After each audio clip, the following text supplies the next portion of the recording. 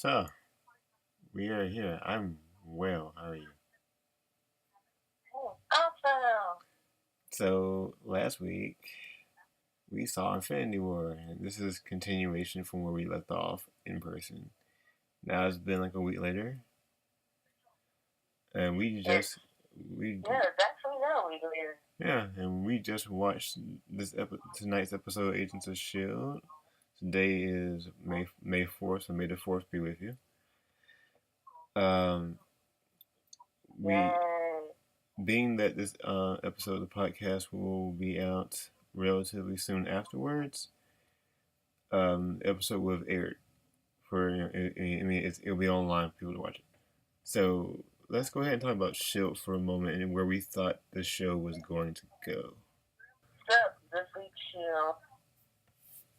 bridged the gap like it always does when a new Marvel movie comes out. This one brings Thanos to our world, per se. That is true. So, yes, they are aware that Thanos exists. Thanos is the big threat. Now, we thought, leading up to now that at least from like last week's episode or like the week before last, we thought the Agents of S.H.I.E.L.D. was going to be on a separate timeline. But now we learn that it's still the same timeline. Very true. Now, being that we saw where the show did go when the season started, let's talk about potential spoilers or like potential direction. That do you think Graviton or what we're seeing in the next week's episode of S.H.I.E.L.D. Quake, do you think one of them did destroy the Earth post Infinity War? Possibly. However, I think that doesn't happen at all. Not anymore. Because let's say it did happen, like that's how the timeline ended. The movie ended where it did, and then the Destroyer of Worlds happened. Thanos can still have the reality that he wanted, and the Earth is gone. It means no heroes come back whatsoever, and there's no Captain Marvel. Possible. And there's no Captain Marvel. Well, we know it's not going to happen. Oh, we know it's not going to happen, but if you go off of what's already happened, that would mean this is the de facto end of the MCU. As we know it. As we know it, yes. But one more theory. What if, Captain Marvel's return, what if she did return and the Earth was already cracked? She would have to, go and do a lot of house cleaning to restore the Earth and everything. And reality. But that's a lot to throw on like one character that's going to have a prequel movie of sorts, potentially. But what else do you think about S.H.I.E.L.D. and like where, because we have like a couple more episodes to go. I think that, to be honest, it has nothing to do with the Destroyer of Worlds. I think due to the fact they were the lighthouse, spoiler alert for those who haven't watched this season, they're going to see the clean future. I think it ruined what path they would have been on when it came to Infinity War. You said it ruined the path they were on? Yeah, I think because in their mind, they think that they're going to wind up in space, in the Earth zone. That makes sense. The actual destroyer of worlds, they use that to make it be Daisy. True, and being The how destroyer of worlds is not Daisy. it can be Thanos. Thanos. Yes, it doesn't have to be Comic book. In the movie, he said, I'm the destroyer of worlds. because the show I think is trying to tie up loose ends doing Graviton, and Yeah. but being that it's following movies, the way the movies went or Infinity War went, we know that Shield's going to end differently. Yeah. And if the season finale in a couple of weeks is the actual season, or it ends up being the series finale, the next, or actually, if it actually is a season finale, next season's going to have to be real interesting, being that people are dying or have died, and Shield has to pick up pieces of people dying. Well, the thing, people have died.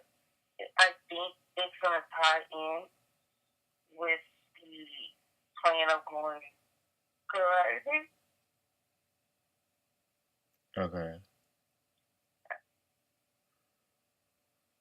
So it really doesn't, we saw the brother say that was the prediction of the month. That's true. And they did just go to space at the end of this episode.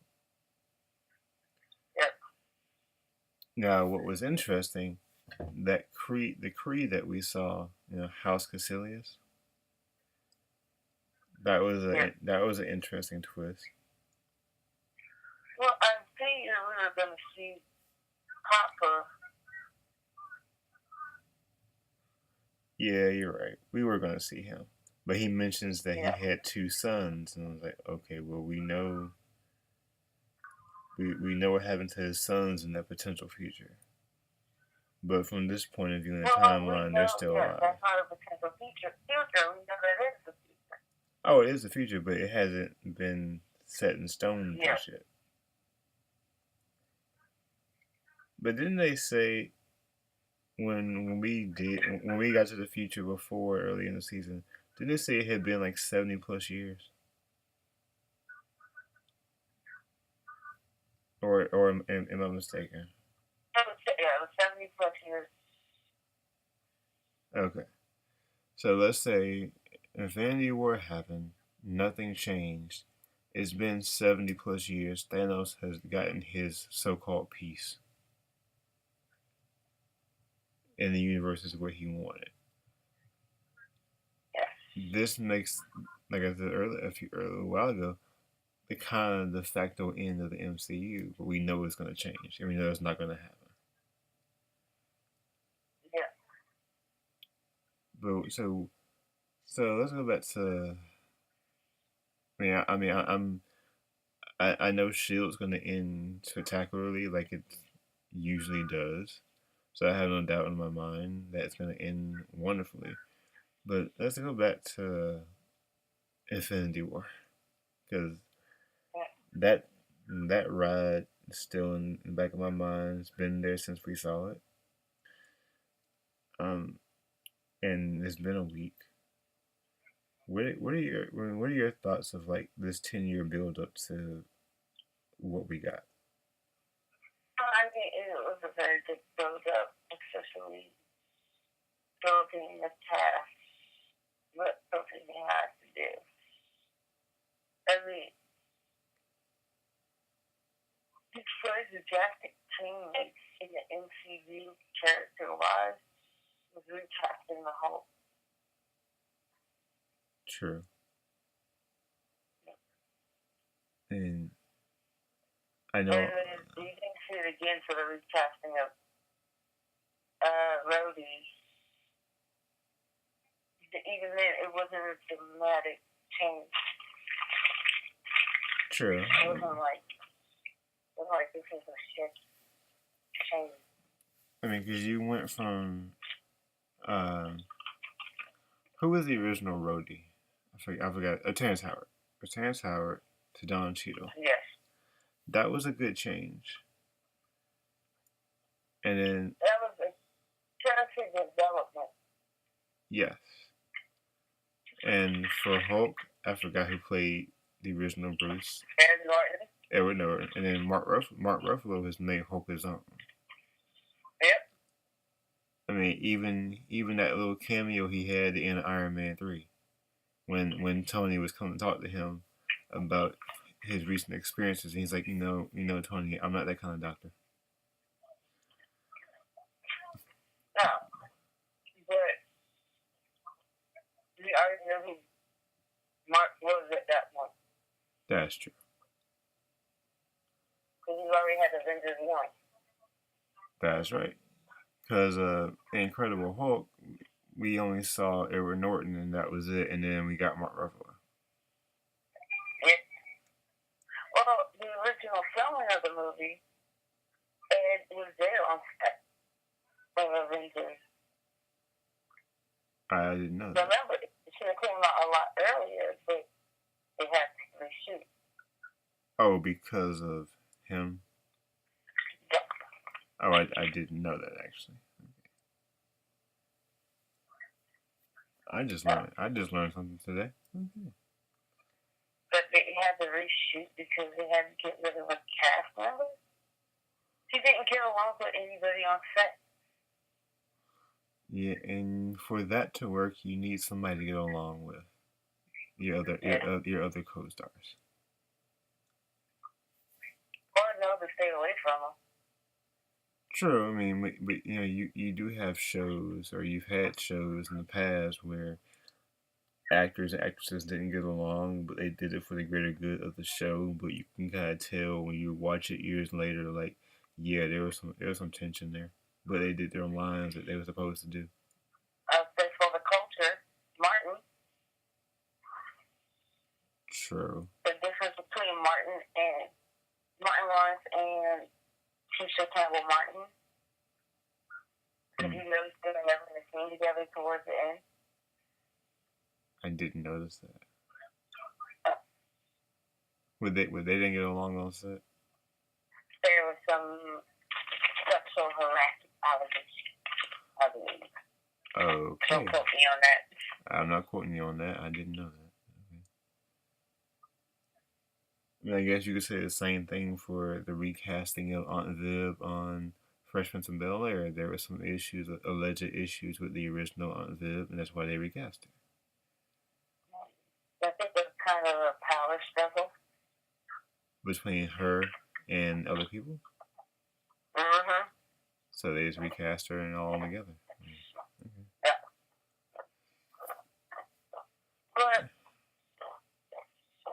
But yeah, I mean that's a whole episode in its own right. So.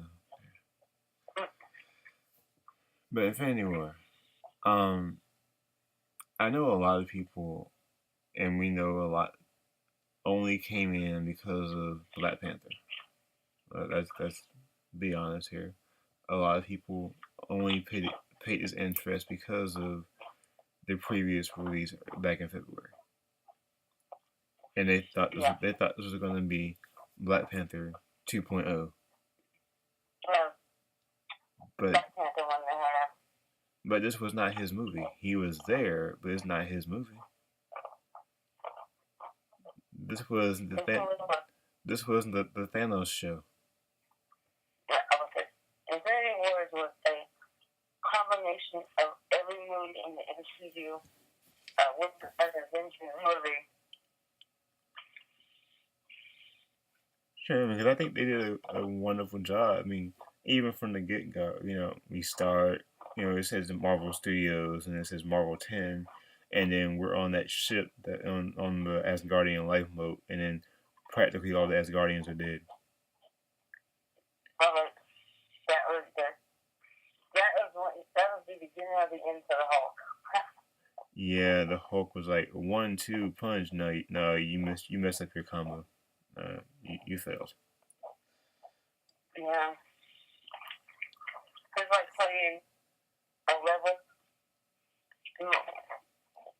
How do I put this? Chapter 9 in Marvel Future Fight, and the Hulk is level 10. Okay. Yeah, I'm getting there, but I get your analogy. Yes. Trust me, I understand. And for those who hadn't played Future Fight, think taking like your level 1 character in an RPG and you're fighting a boss that's like level 38. Yeah, that happened to me because I didn't know any better, and I was trying to free roam playing the game, and yeah, that won't fun. Like 1, 2, 3, punch. And then from the anime side of things, look at Goku progressions. Like Goku's really strong, new opponent, and then he gets he gets his butt beat because the other person has a leg up. That was what happened to the Hulk. Hulk was like, nah, you're you are gamer power, but you're up to somebody that had the power stone in their glove already. So it's pure power of a celestial gem versus gamma science. Yeah, because Hulk can take Thanos without the gauntlet anyway. That's true, but he was already outmatched by the stone. Going to another spoiler. Nova Color and everybody is gone. That's right, because we didn't see that. We just know that he got the stone from the Nova Corps. He went to Xandar. Yep. And but then James Gunn and the other directors for Infinity Wars stated that would have it wouldn't progress the movie the way assumed as Guardians die. No, it wouldn't. It would have just been like, oh, okay. Right. I think that should be on the blooper reel, basically. Or like a deleted scene on a DVD. Yep. I mean, I think you're right because we only saw Xandar in Guardians 1. And then we didn't even see them in Guardians 2. Nope, but I think if you had started out like, oh, Xandar is invaded by Thanos and his children, it wouldn't have had an emotional appeal. But being that we saw what happened to Asgard and Thor Ragnarok, it was more of an emotional appeal, and also the length of time people might have forgotten what happened in Guardians 1. Yeah. So I'm currently watching Guardians 1 right now. The funny irony. Yeah. But you're right. Look who's up and spinning his little wooden chair. But you're right. Come on, spin around. Spin around chair. But you are right. I mean, that from a storytelling standpoint, I mean, starting it there, I mean, technically we know that Thor Ragnarok was supposed to be the last movie before Infinity War. Yeah. But that wasn't how it was released. But anyhow. Well, technically speaking, Thor Ragnarok was supposed to come out before Infinity War due to the post-credit scene. That's right.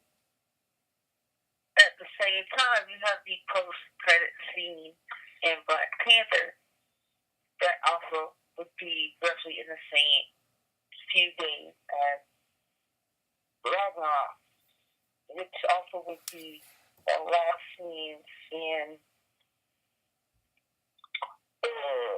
Ultimate. Wasn't there a post-credit scene? Because your first extra credit scene in Black Panther was like the UN, and the second one was seeing the White Wolf up and about. Yeah, okay. The White Wolf wasn't the significant reason. But Santa opening his borders to allow people into Wakanda. The only people outside of Ross and Cap and Peggy to come in there was nobody. That's true. So you think about it, it hasn't been that long since Black Panther took place, technically. Because I'm thinking all 3 movies that came out, all 4 movies, because Guardians 2 came out last year, didn't it? it did, but that was set in 2014. Yeah. But the post-credit scene weren't. Yeah, because the Guardians 2 had 5 extra credit scenes. Yeah. And all 5 But of them were connected to Infinity Wars. not all of them. I mean, one of them had the original Guardians like the original Guardians crew. It's like, yeah, we're gonna come back. But then you had the one about the cocoon of Adam Warlock. I mean, that was connected to Infinity. I believe that we're going to see that come to play in the next season of MCU. Yeah, in Guardians 3. Yeah. I think a post-credit scene with the cocoon cracking could be in this Marvel. That's a potential. That's a potential. I mean, I know Adam Warlock does have a big story with the Infinity Gems. I want to say gems because it sounds better than stones. Unfortunately, that's not the plot they're going with, so no. Because he's supposed to have had the Soul Stone, right?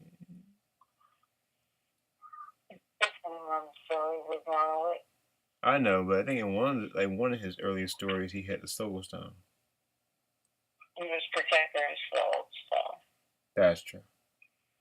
But I believe, but they made that. That's my point. They made that Red Skull.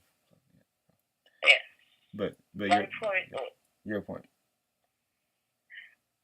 Being that each of the last 3 to 4 movies, post-credit scenes dealt with Thanos, or in Peter's case, being able to accept and let people know he's a Spider-Man. But Marvel knows what they're doing. Those post-credit scenes are there for a reason. They're there for speculation and people with common sense go read the comic books. True. That's right, because Spider-Man Homecoming, the first extra credit scene was the Vulture in jail. I think he was talking to Scorpion, and Scorpion was like, "We heard you know who he is." And he's like, "Nah, if I did, he would die." I think that gearing towards the Sinister Six movie is also in play, but Disney Marvel takes it from Sony. True. And then next would be the Blerlines one. So they should go. They're all in the same week. That means Infinity Wars take place. Well, that should take place. What 3 weeks after? It should, because technically, if you go by what Spider-Man Homecoming opened up with, Homecoming takes place in 2018.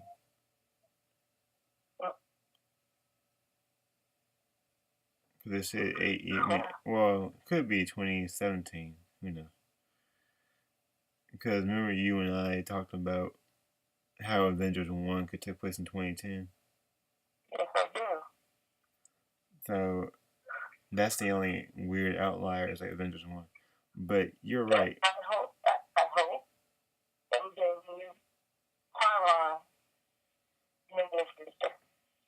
they're gonna have to fix their timeline at some point. But let's go like run through the movie because you know Heimdall sends Hulk to Earth, and then Heimdall gets killed. Rest in peace, Heimdall. Um, Hulk crashes into the Sanctum Sanctorum. Now, fun fact for people that should have been Silver Surfer, but they changed it, and I'm okay with that change. Um, Hulk and Bruce says Thanos is coming, and Doctor Strange and Wong are like who, which I think is like a nice nod to Guardians One. It's like I'm Star Lord, man. Who are you? But I think the movie had good pacing and connecting dots from Civil War, like Tony and like Pepper. They're on their post. Scene like we're gonna get engaged at the end of Homecoming, and then planning wedding, and then Doctor Strange is like, "Come with me if you want to live." But your thoughts? I was smoking with that on the subject. What about?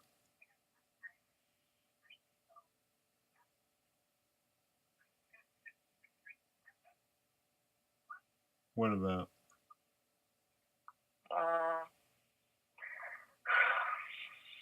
But now I'm thinking about the fact that final Wakandan fight scene before Thanos showed up, it looked like there was less people than it should have been. Like, I mean, it should have been the whole tribes of Wakanda should have been there. Not two and the Dermalade. That's not enough people. Not even with the whole people. First in the Hulkbuster. So I have a question for you. Okay. Watching that Hulk clean soul on Earth while the other scene is happening on Titan. Do you think they're going to realize Tony is on Titan? I think so. Because if you go back to Avengers 1, he kind of took the de facto leader role. Organizing the charge against the Chitauri and everything. Yeah. And this time, he's nowhere to be seen. I mean, Spider-Man's not there. He's not there. He does have Nebula up there. Who?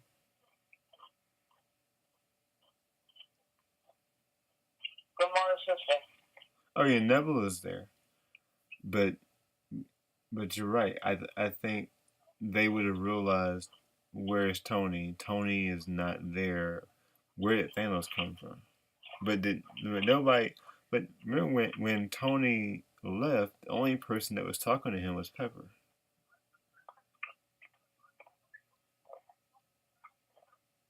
Is Pepper alive? That's the question. Is Happy alive? Yeah, Happy wasn't even in the movie. Jarvis is not alive.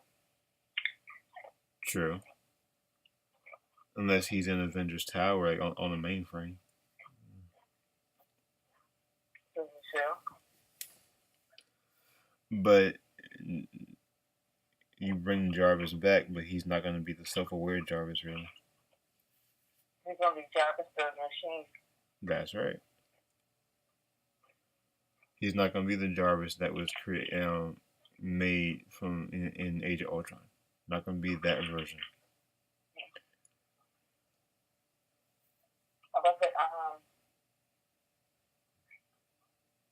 Plus, Jarvis will have to integrate with Karen, and then Karen and Jarvis might make something weird. Sure, but I'm gonna go back to your point as you were making about Wakanda. You're right. There should have been a lot more people there. Before the snap. Yes. I mean, you had the Jabari warriors, Adora Milaje, and the Border Patrol. Is that about right? Yep. What's his name? McCoby's child. Yeah, they weren't there. Yeah, they were there. Oh, yeah, they were there. They were there, but he wasn't there.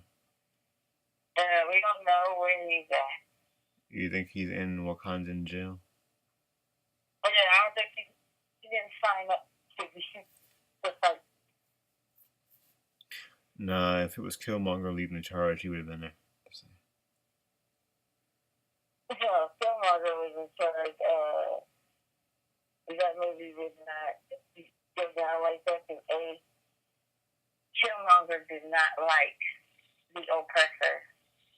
Nah, but he would have got himself snapped away by Thanos. Yeah, we were like, no.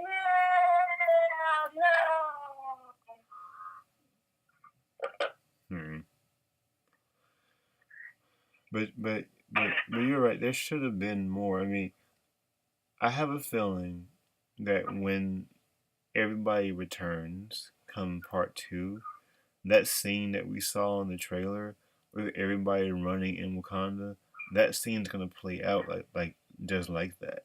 Because Hulk was running in the background. That's your first giveaway. Or that could have been a fake out like they do all the time. That's true, because they always do fake outs in trailers to throw us off. That's true. That's just like this whole, I believe that the whole green and blue Captain Marvel suit is not the correct suit, and it's going to be very bold. Oh, the one that's on the poster? Yeah. Okay. I got you. That makes sense. Now, let's talk about the elephant in the movie. Sanders identifies the relationship.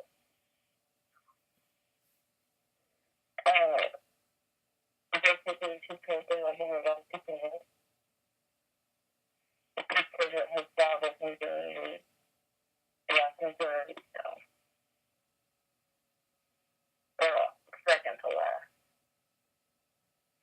I feel like Stanley is deep.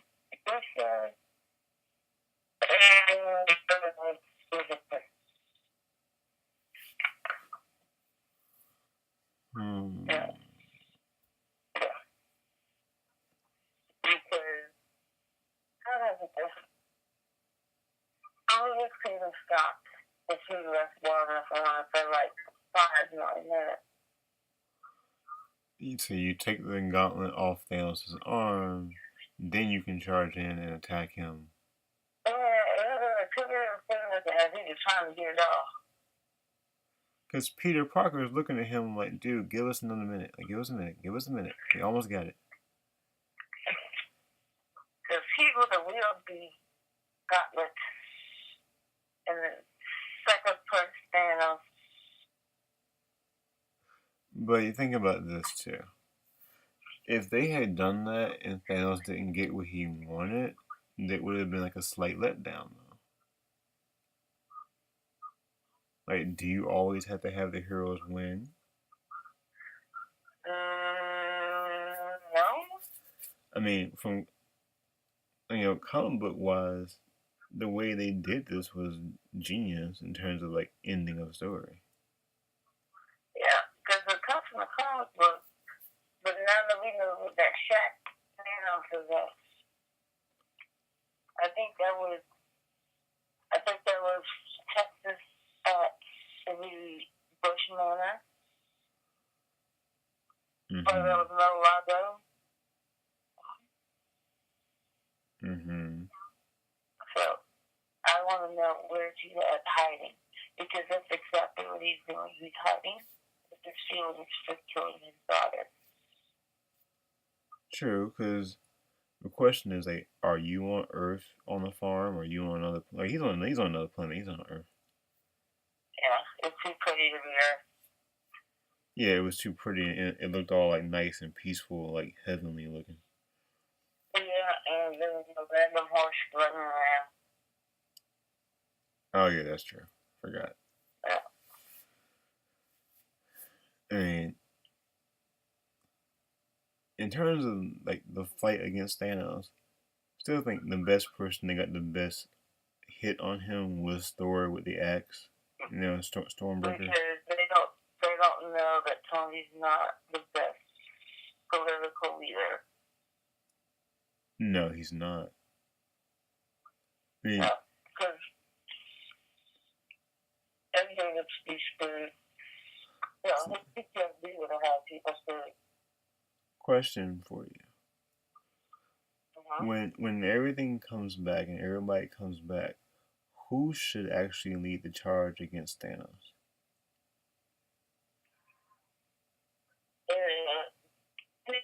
Nebula. Nebula? Yeah. Now, I have a crazy question. Do you think the time stone will be used to bring back Gamora and Yondu? Probably. Which one? I mean, you could bring them both back. Because it's true. I mean, you could. I mean, yeah, you could bring them both back. Yondu. I mean, didn't you say there are set photos of him on Captain Marvel set? Avengers Infinity Wars. Oh, part 2. One. Well, he wasn't. I don't know. They filmed them back to back, so I don't know. That's true. We should find out. Ooh, look at the collector. Okay, let's talk about the collector. Well, I honestly think he's not dead because in the comic book, I believe he's a Celestial. I think so. I think him and his brother, the Grand Master, are Celestials, I think. Yeah. Yes, so you can't really kill him if he's still alive. He's playing the end game. True. And I was really hoping this would have been brother versus brother playing Thanos against everybody else. But the way they portray Grandmaster, it doesn't seem as though he has that kind of ambition like the Collector. Yes, this is true. But that remains to be seen. I mean, when we last saw the Grandmaster, he had stepped out of an escape pod in garbage. Yeah. Well, we shall see. We'll see. So, I think that part 2 of our discussion will be turned to part 3. I feel like we need to incorporate the last 2 Agents of S.H.I.E.L.D. because we don't know how this ties into Infinity Wars. That's true, and we need to wait, I guess, a couple more weeks. 2? I think it's 2 more episodes. Yeah, I think there's 1 more episode to the season finale, 2 more to the season. Yeah, it's 2 more this season, and then next week, and then they say next week, and then the week, yeah. So yeah. So you want to say this will be the end? This is the end of part 2 of our discussion. Yeah. Well, thank you for joining me on another episode of Blerlines Podcast. As always, it's fun having you on, Wakandan Princess. I know. Thank you. Mm-hmm. Until next time, this is Chancellor indeed. Signing off.